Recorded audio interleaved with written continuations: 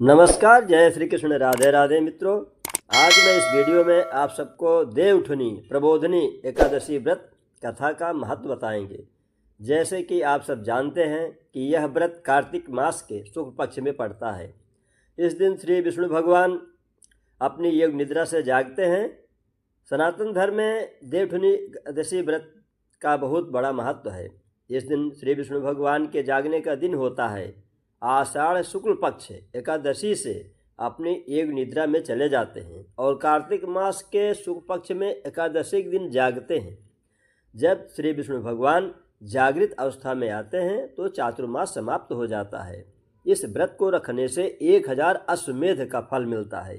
इस दिन खेत में बोया गया गन्ने की भी पूजा की जाती है।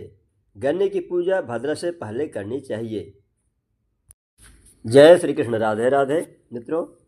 देवउठनी प्रबोधनी एकादशी व्रत श्री विष्णु भगवान को जगाने के लिए मंत्र बहुत सरल है। 2 मंत्र दिया गया है। पहला मंत्र क्या है?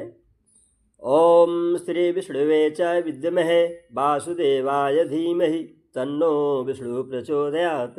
पहला मंत्र। दूसरा मंत्र है श्री विष्णु भगवान को जगाने के लिए उत्तिष्ठ गोविंद त्यज निद्रां जगतपते त्वयि सुप्ते जगन्नाथ जगत सुप्तम भवेद्यम।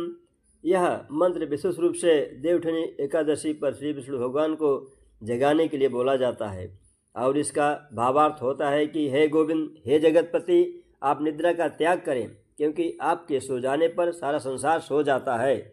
यह श्लोक भगवान विष्णु से संबंधित है जिसका भावार्थ होता है कि हे गोविंद, हे जगत के स्वामी, हे जगन्नाथ, कृपया अपनी निद्रा त्यागें क्योंकि आपके सो जाने पर सारा संसार सो जाता है और आपके जागने पर ही यह संसार जागता है। यह श्लोक मुख्य रूप से देवउठनी एकादशी के अवसर पर भगवान श्री विष्णु के निद्रा से जागने की प्रार्थना करने के लिए प्रयोग किया जाता है। उत्तिष्ठ गोविंद, हे गोविंद उठो। गोविंद भगवान विष्णु का एक नाम है जो गायों के रक्षक और ब्रह्मांड के रक्षक हैं। त्यज निद्राम जगतपते, हे जगत के स्वामी, निद्रा त्यागिए। त्वयि सुप्ते जगन्नाथ जगत सुप्तम भवेद्यम। हे जगत के स्वामी, जब आप सोते हैं तो यह पूरा संसार सो जाता है। भावार्थ इसका होता है कि यह श्लोक भगवान विष्णु के महत्व को दर्शाता है। इससे स्पष्ट होता है कि वह न केवल सृष्टि के स्वामी हैं बल्कि उनके जागने और शयन करने से पूरा संसार प्रभावित होता है। नमस्कार, जय श्री कृष्ण, राधे राधे मित्रों।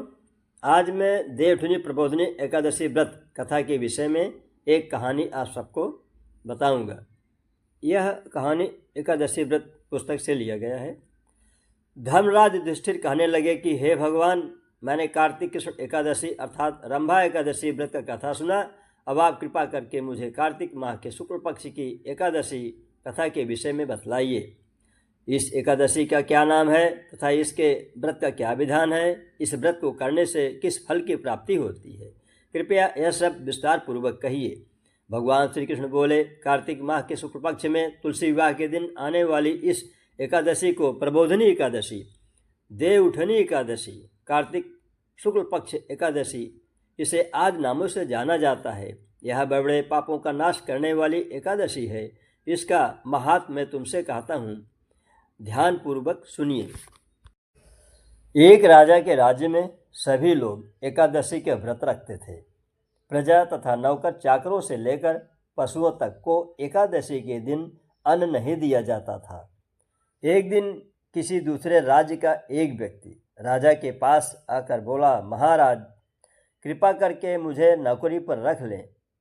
तब राजा ने उसके सामने एक शर्त रखी और कहा कि ठीक है, मैं तुम्हें नौकरी पर रख लेता हूँ।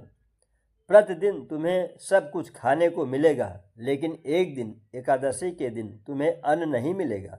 उस समय उस व्यक्ति ने हाँ कर ली, लेकिन एकादशी के दिन जब उसे फलाहार का सामान दिया गया तो वह राजा के सामने जाकर कहने लगा कि महाराज, इससे मेरा पेट नहीं भरेगा, मैं भूखा ही मर जाऊंगा, मुझे अन्न दे दो। तब राजा ने उसे शर्त की बात याद दिलाई, पर वह अन्न छोड़ने को तैयार नहीं हुआ। तब राजा ने उसे आटा, दाल, चावल आदि सामान दिए। सामान देकर राजा ने कहा कि यहाँ से दूर गांव के बाहर एक नदी है, वहीं जाकर भोजन बनाना है और भोजन बनाने के बाद भगवान का भोग जरूर लगाना, भूलना मत।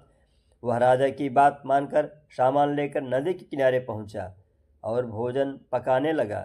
जब भोजन पककर तैयार हो गया तो वह भगवान को बुलाने लगा और कहने लगा कि आओ भगवान, भोजन तैयार है। उसके बुलाने पर पीताम्बर धारण किए हुए भगवान चतुर्भुज रूप में आ पहुँचे तथा प्रेम से उसके साथ भोजन करने लगे। भोजनादि करके भगवान अंतर्ध्यान हो गए। तब वह वापस अपने काम पर चला गया। 15 दिन बाद अगली एकादशी को वह व्यक्ति राजा से कहने लगा कि महाराज, मुझे दुगना सामान दीजिए, उस दिन तो मैं भूखा ही रह गया।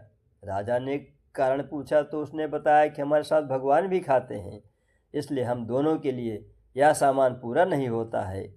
यह सुनकर राजा को बड़ा आश्चर्य हुआ। राजा बोला, मैं यह नहीं मान सकता हूँ कि भगवान तुम्हारे साथ खाते हैं। मैं तो इतना व्रत और उपवास रखता हूँ कि लेकिन भगवान मुझे कभी दर्शन नहीं दिए।